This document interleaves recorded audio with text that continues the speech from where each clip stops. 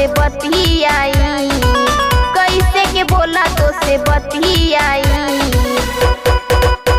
अपन होत नइखे बोलू कैसे तोरा में कराई।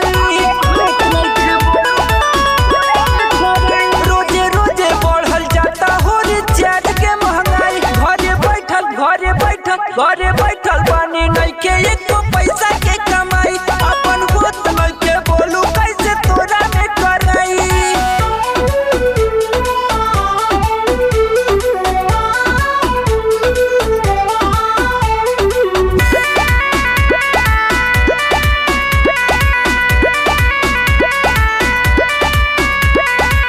पैसा ई घोरी ना पेड़ पर फरेला, बनी मजबूर मन हमरो करेला।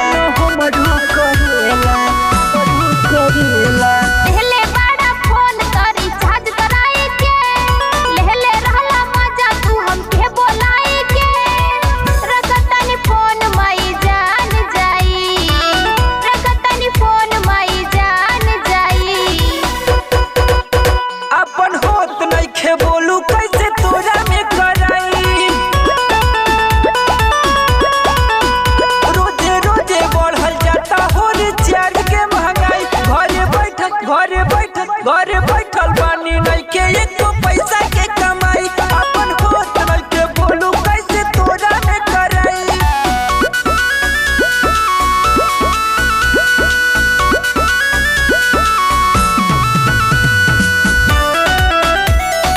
म्यूजिक बाय अरविंद राज।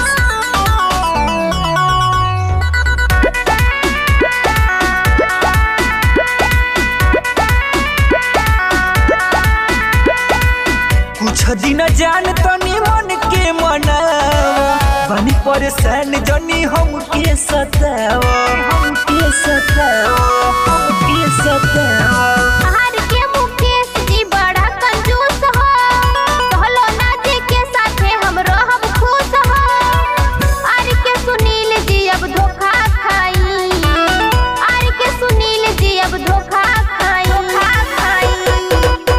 अपन होत नइखे बोलू कैसे तोरा में कराई।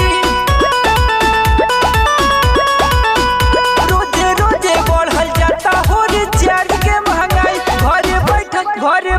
घरे बैठल बानी नइखे एको पैसा के कमाई। अपन होत नइखे बोलू कैसे तोरा में कराई। रख पगली महंगाई चलता।